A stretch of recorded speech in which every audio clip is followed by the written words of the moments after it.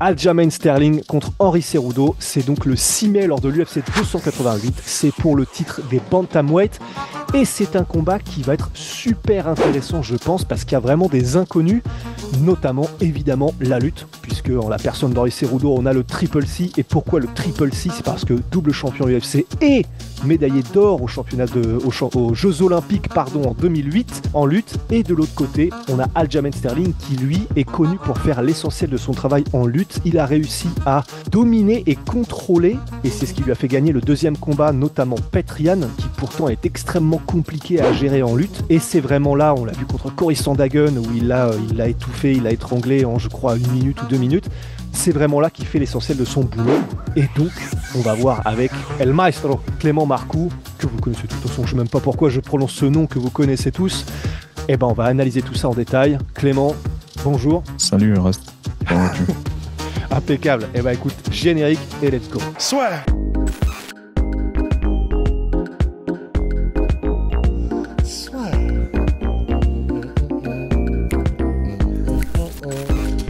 Paris sur le MMA avec Unibet. Quelle sera l'issue du combat? Une soumission? Un KO? Paris sur les meilleures cotes avec Unibet. Traditionnellement, je te propose qu'on commence par un petit résumé de l'un et de l'autre au niveau des styles de combat et de comment est-ce qu'ils sont, en commençant par Henry Cejudo.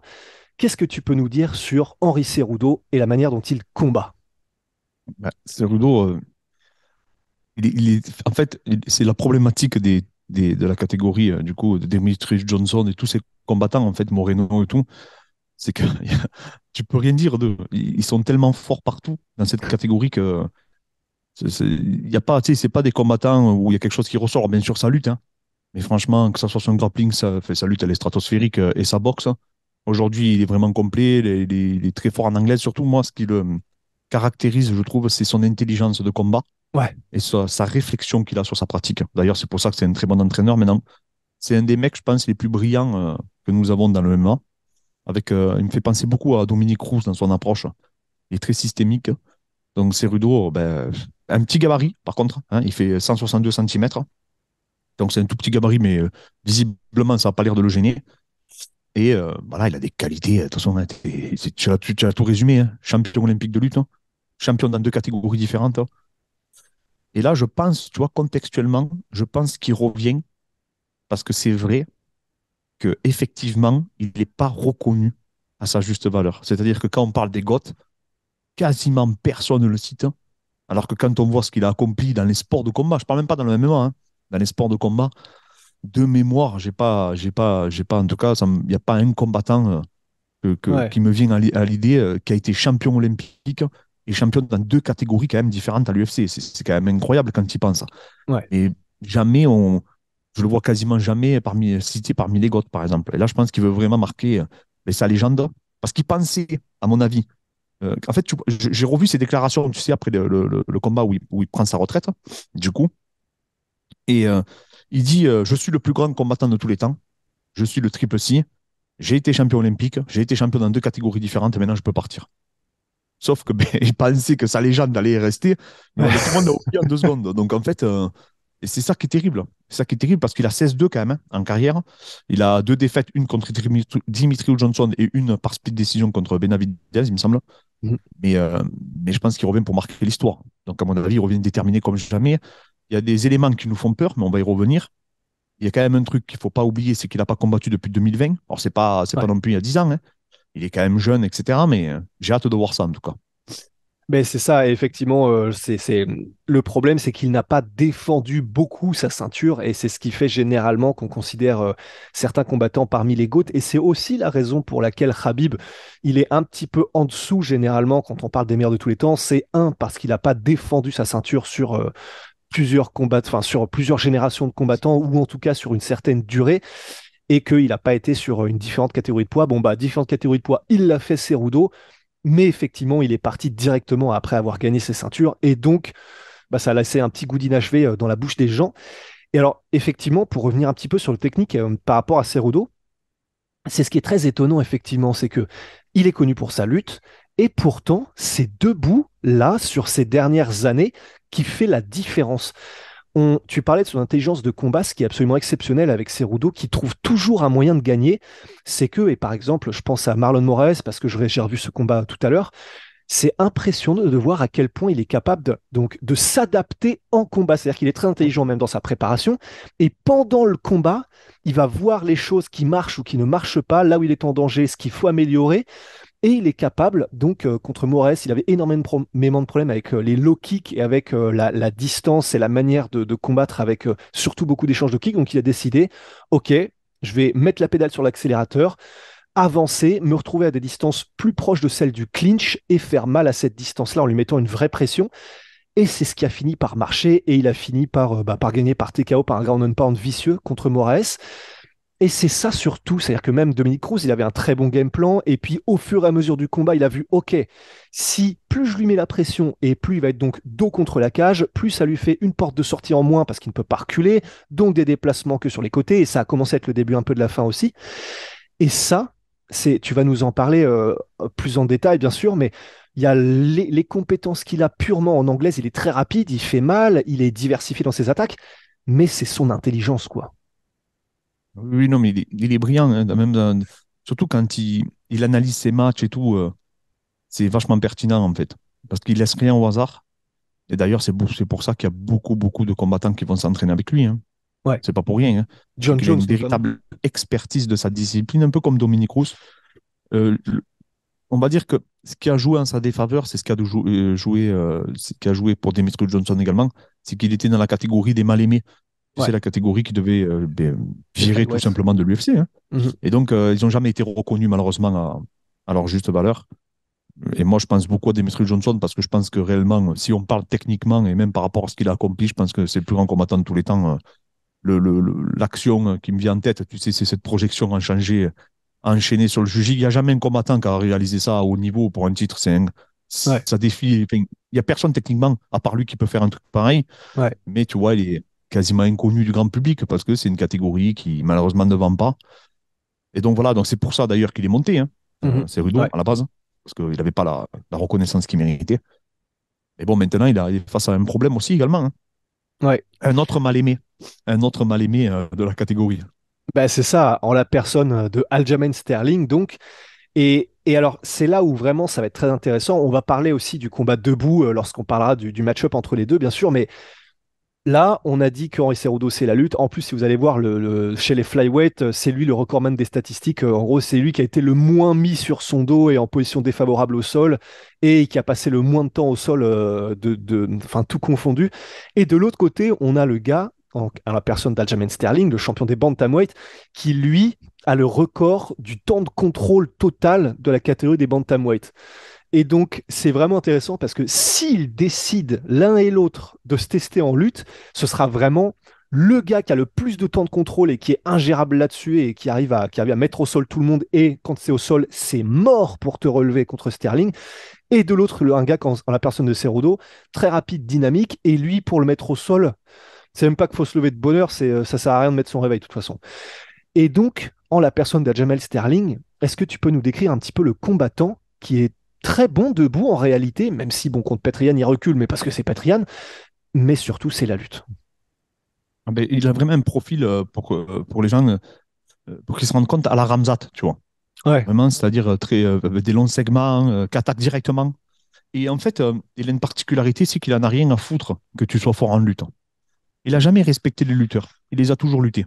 Et il les a toujours amenés. C'est ça. Alors, je vais t'en citer deux, principalement. Jimmy Rivera, qui a un peu Mhm. le même physique que Cerudo, extrêmement difficile à amener au sol. Très gros parcours de lutte. Bon, c'est pas Cerudo, on est bien d'accord. Et Cody Stamann, qui est connu parce qu'il avait Ouais. battu, tu sais, Tom Tom Duquesnoy. Duquesnoy, ouais. Très gros lutteur aussi. Petit gabarit énorme. Et il les a amenés les deux au sol, en changeant de niveau. Parce qu'en fait, il est très, très, très fort pour prendre le dos. On l'a vu d'ailleurs contre Cory Sandhagen, où il a Ouais. soumis au premier round à 1 minute 20, hein. Ça a été réglé dans la foulée parce qu'il a des continuités. On l'a vu contre Petroyan, à la vitesse où il a pris le dos à Petroyan. Et son triangle de corps, enfin, tu n'en sors pas. Et Sterling, moi, je l'adore, ce combattant, vraiment, hein. Même à l'époque, je m'étais fait tailler parce que j'avais dit qu'il battrait Petroyan à la revanche.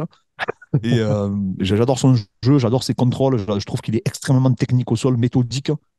Même debout, hein. Debout, il est pas mal. Il a des kicks qui font mal, tu vois. Donc, Donc Sterling, gros client, gros physique, hein. Tu sais, il y a une vidéo qui tourne sur le cutting sur lui. Je crois qu'il remonte à plus de 80 kilos, hein, des fois, hein, hors combat. Donc, il est vraiment énorme, hein, par rapport à Cerudo, ça, il ne faut pas se leurrer. Il sera beaucoup plus lourd, il aura l'avantage physique. Et ça s'est vu également contre TJ Dillashaw, qui est très, très fort en lutte. Bon, il avait un problème à l'épaule, certes. Mais bon, faire ce qu'il a fait avec la facilité avec laquelle il a fait, comme il a pris la montée et tout, c'était quand même bluffant. Parce que quand on connaît les continuités de Dominique Cruz, à aucun moment il avait la capacité de faire ça à TJ Dillashaw, alors que lui, il a fait avec une facilité. Il a surclassé, quoi. Ouais. Et c'est en partie parce qu'il a surclassé qu'il s'est reblessé à l'épaule, hein.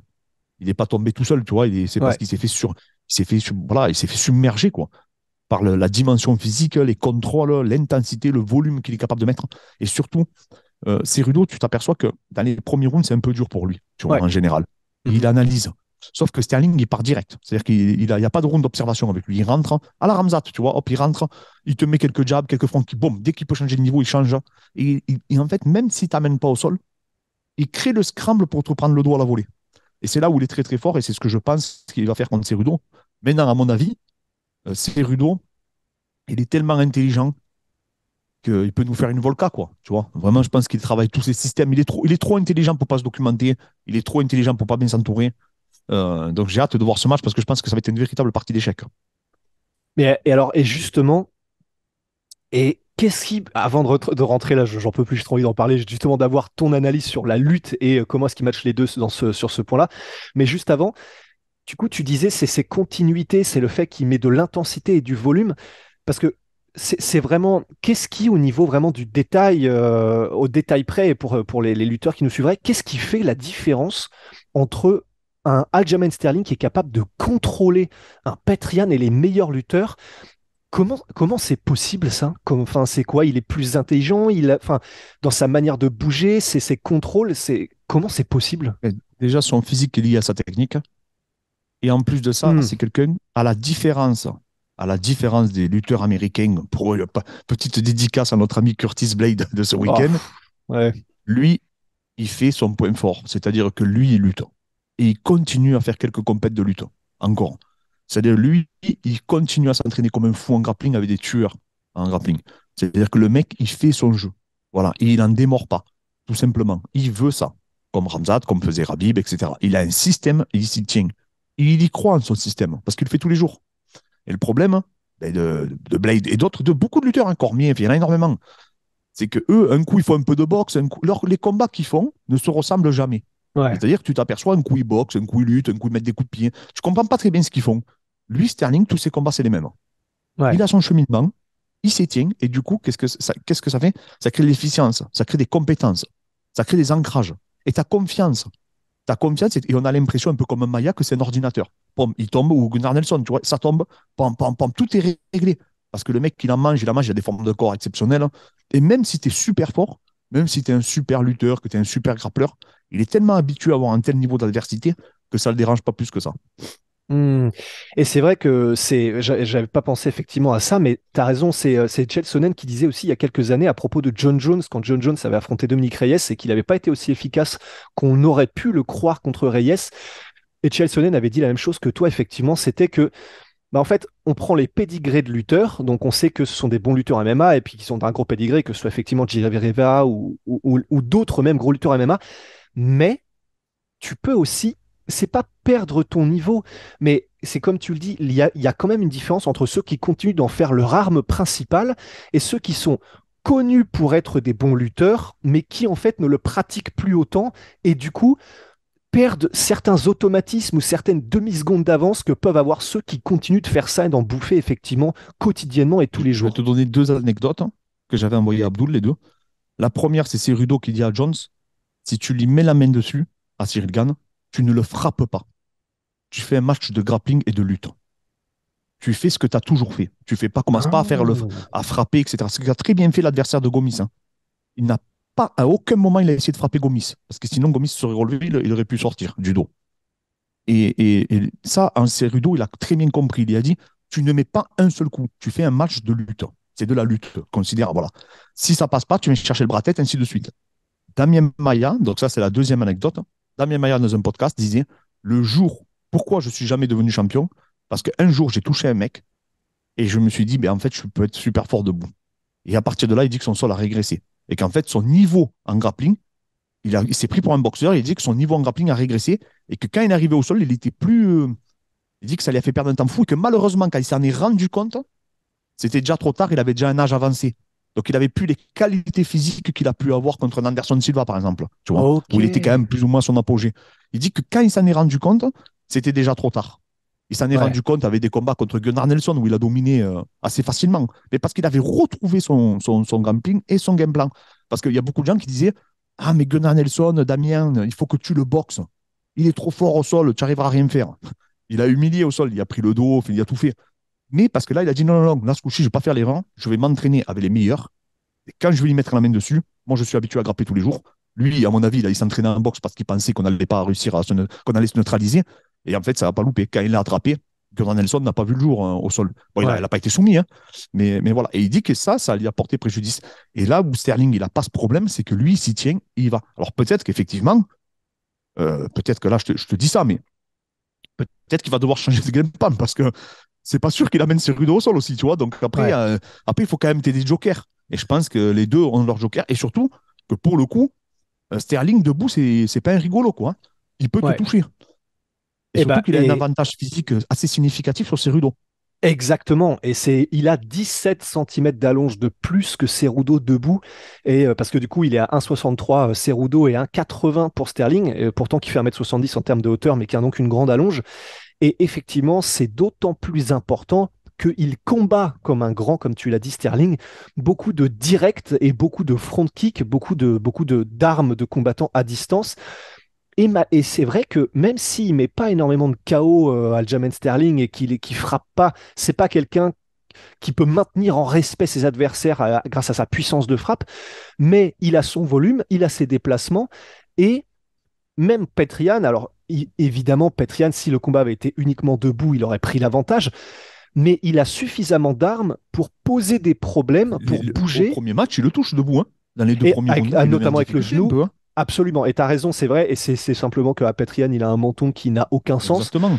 mais et en plus il touche, et c'est vrai, et, parce que il a des armes tellement variées et qu'il utilise bien, c'est-à-dire que c'est pas juste, il peut mettre 40 coups de pied différents et des coups et des uppercuts, des machins, tous les angles. Il lit tout ça d'une manière qui est cohérente. C'est-à-dire qu'il va mettre un front kick et puis après il va mettre une feinte de front kick qui va arriver en direct et puis après il va partir sur le côté des accès.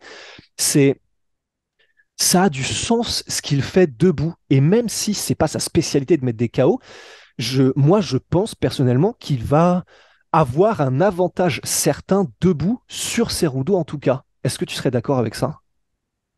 C'est fort possible et surtout, peut-être qu'il va changer son game plan en plein combat. Ouais. C'est-à-dire qu'à un moment donné, il va frapper, il va se dire, attends, je le touche facilement, c'est pas Petroyan debout. En fait, il est debout, il est quelconque, mais je vais le mettre KO. Parce que tu sais, Ouais. des fois, toi, tu comprends pas. Des fois, tu vas dire à ton athlète, amène-le au sol, mais tu comprends pas. Parce que ton athlète, lui, debout, il fait la différence, sans se fatiguer plus que ça. Ouais. Tu vois. Mm, mm. Et donc, je crois que c'était le coin de Rabib contre Alquinta. À un moment donné, Rabib, il n'arrive plus à l'amener au sol. Tu sais, il n'arrive plus, donc il tourne. Et Rustam nous disait que son coin lui disait en russe arrête de tourner, il faut que tu l'amènes. Et comme il avait senti Rabib qui tapait pas si fort que ça, il s'est dit je peux Euh, tourner, c'est pas grave, de toute façon, il ne me connectera pas. Au moins, ça me permet de récupérer et après de réenchaîner, de récupérer sur un round et après de remboîter le pas, de remettre de son volume, quoi. ouais. Et donc, des fois, on ressent des choses. Peut-être que quand il va prendre deux, trois coups de Cerudo, on va dire finalement, il tape pas si fort que ça. En plus de ça, il est petit, j'arrive à le toucher avec mes kicks. Tu sais, il a des gros kicks qui font très très mal. Ouais. Il met des coups tu vois, il est très opportuniste, hein. Il faut Ouais. faire attention. Peut-être qu'il va changer de game plan pendant le combat, hein. Tu sais, des fois, tu sais pas, hein, comment ça se déroule. Ben, c'est pour Et des ça. fois, il n'y a que le combattant qui malheureusement, s'en rend compte. Ouais. Il faudra attendre le premier round, voir ce qu'il va dire à son coin, ce qu'il va en témoigner. Tu vois. Parce que des fois, Ouais. d'un regard extérieur, rappelle-toi Volka. Volka, il lui dit, quand il rentre dans son coin lui dit alors, il est fort? Non, il dit, il n'est pas fort. On parle de Ouais. Makachev, il n'est pas spécialement fort, en fait. Et donc, parce que c'est vrai que tu t'en fais une montagne, toi, tu sais pas, tu vois le mec attraper, tu te dis, bon, t'as un mec qui peut pas défendre et tout, tu comprends pas trop d'un regard extérieur. Donc, c'est pour ça que c'est intéressant, du coup, de savoir et Et, ben, d'interroger les individus. et effectivement, parce que je suis très curieux de voir le premier round. Parce que faudra voir qui et si Sterling veut directement attaquer la lutte à mort, parce que par exemple, le premier round contre Petrian, lors du deuxième combat, il y a eu aucun moment où il a réussi à le mettre au sol, et il n'a pas forcément essayé beaucoup, en tout cas sur le premier round.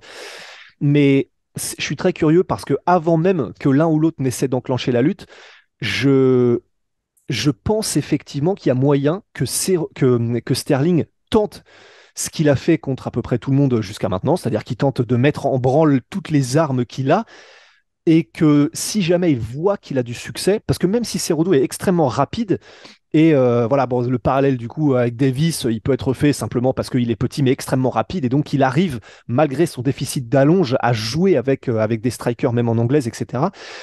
Mais si jamais Sterling a un gros succès dès le début avec son striking, effectivement, bah, il y a moyen qu'on ne le voit pas contre Cerudo jusqu'à ce que Cerudo tente de se réadapter.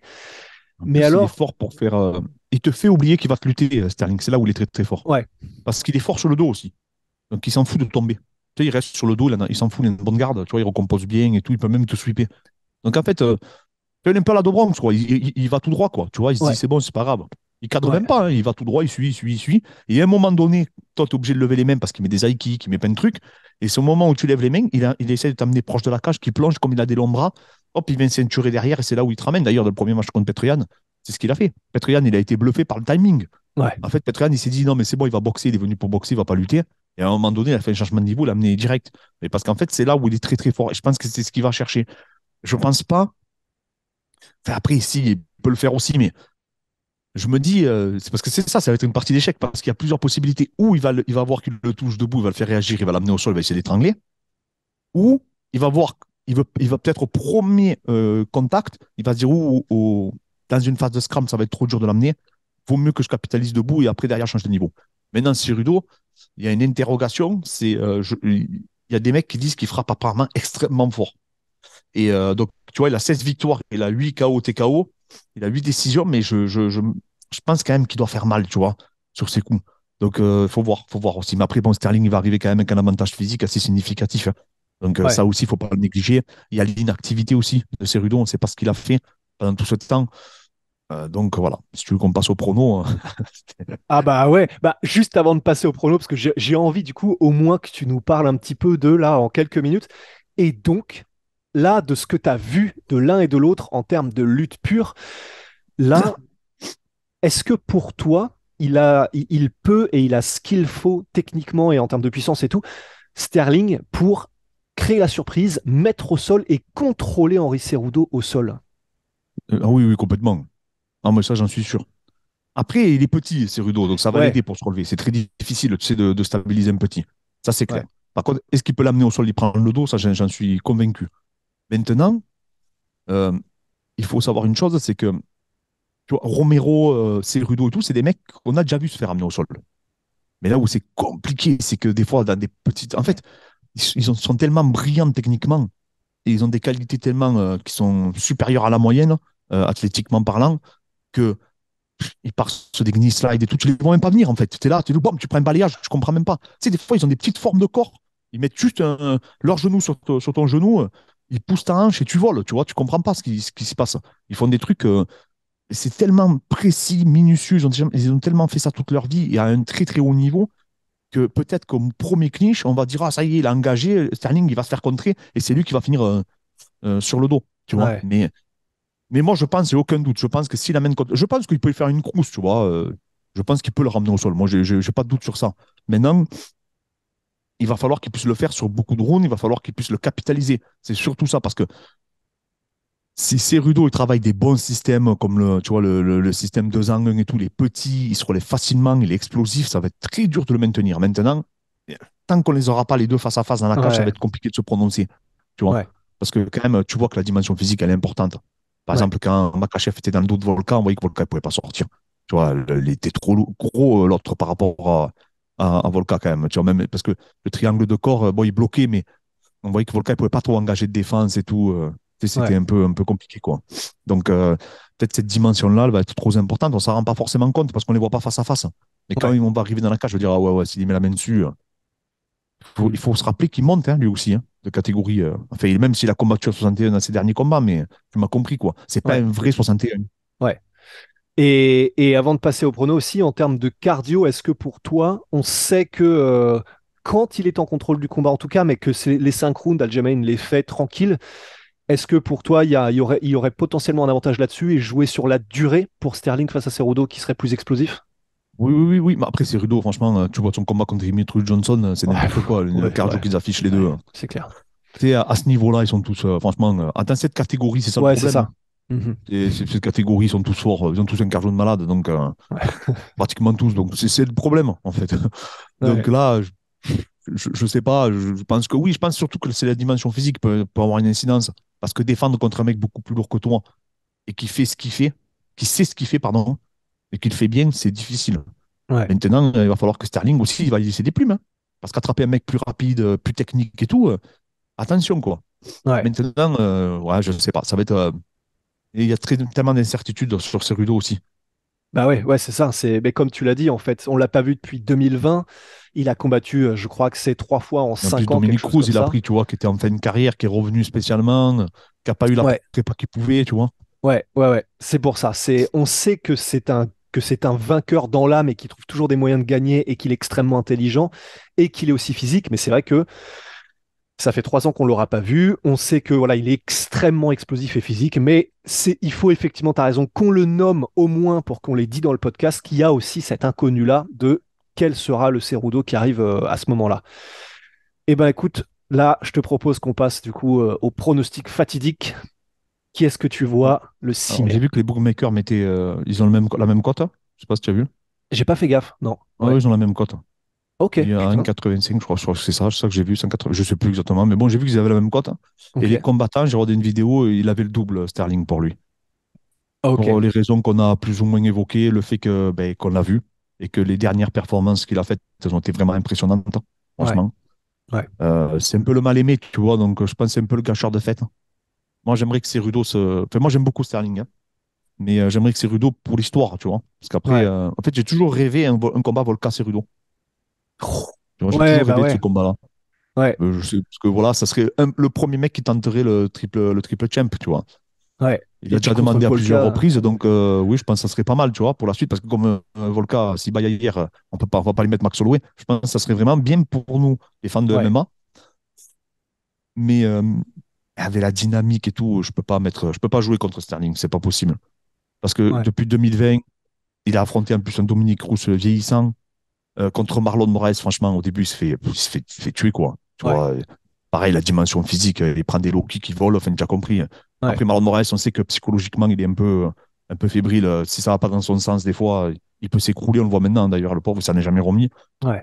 Et là, Sterling, je pense qu'il je te dis, si c'est Cerudo Prime, celui-là qu'on a vu contre Titi Dillashaw, je pense qu'il peut battre Sterling.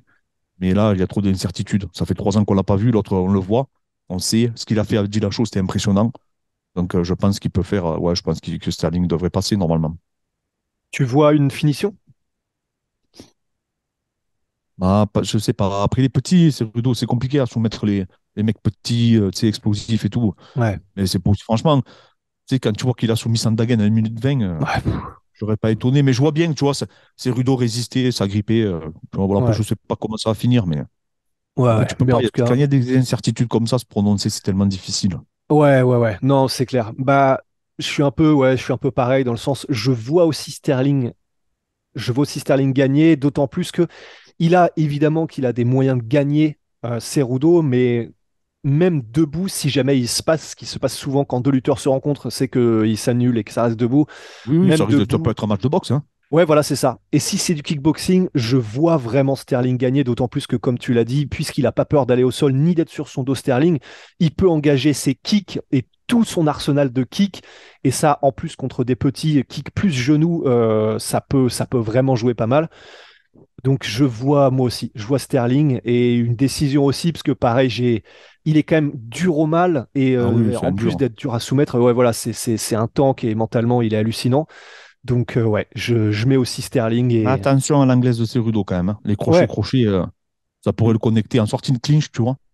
Je serais pas étonné qu'en sortie de clinch, quand il vient chercher le bras-tête, Sterling, il prenne crochet, qu'il se fasse connecter. Parce que des fois, il a le menton un peu en l'air et ouais, ça, ouais, c'est des ouais. choses qui peuvent arriver, effectivement. Et c'est vrai que c'est un truc qu'on a que évoqué, mais en clinch, il peut faire très très mal aussi. Alors qu'il est petit, mais il peut faire très très mal Cerudo. Et donc voilà, c'est quelque chose à surveiller aussi. Eh ben, je crois que là, on a fait le tour et qu'on a été salement complet, Clément, sur cette UFC 280, en tout cas le main event.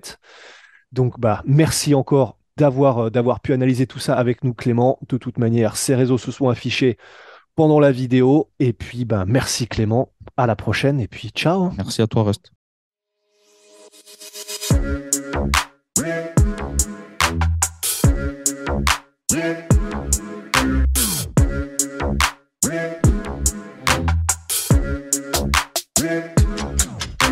I'm fucking coming for you!